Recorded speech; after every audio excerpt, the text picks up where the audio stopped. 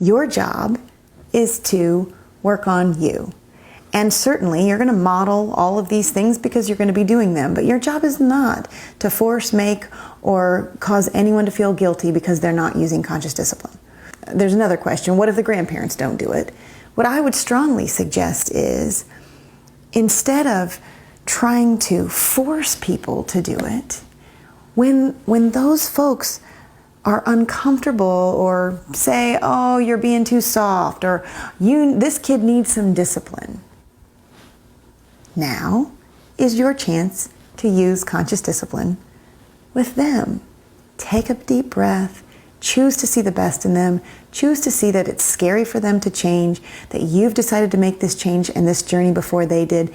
Your judgment only begets judgment back at you. When you let go of that judgment, believe it or not, they start to go, well, okay. And I can tell you, here's what quietly happened at my house. My husband was not going to do that. He said, look at me, I turned out just fine. Little did I know, 7 months after I'd been implementing conscious discipline in my home, we went on vacation and somebody ran in from the boardwalk and said, oh my gosh, I just saw magic on the boardwalk. I said, you did? What magic did you see? At that point, my son was 3. Just at the age where, they do the whole limp body thing. You hold their hand and they're all limp and they won't walk. And I said, what magic did you see? Well, Sam, he just was going to lay down on the boardwalk and not walk any farther because he wanted to do something. He wanted to stop at a shop. And my husband said, we're going to keep walking. And I said, well, what was the magic that you saw? And she said, it was unbelievable. I said, what did he do?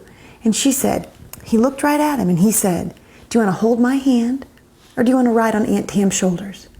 And I said, my husband said that? And she said, yeah. And I said, wow, interesting. So when he came in, I said, what gives?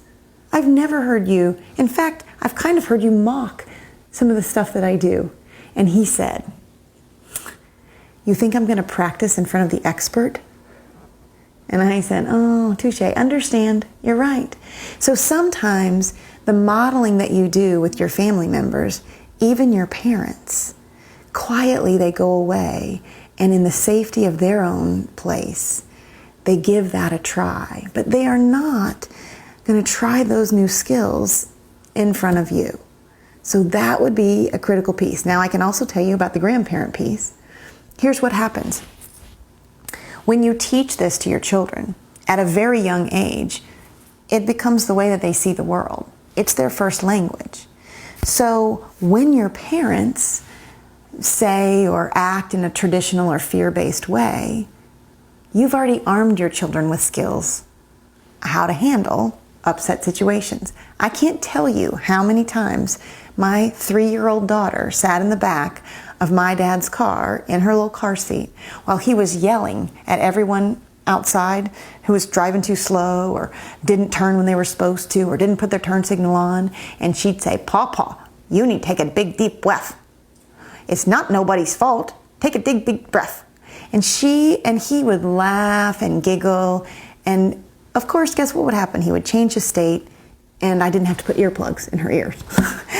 So we have to realize that when we arm our kids with these skills, they're prepared for meeting people in the world who don't have these skills. And it's not ruining them when they run into somebody that doesn't have them. They just get to practice and use their new skills.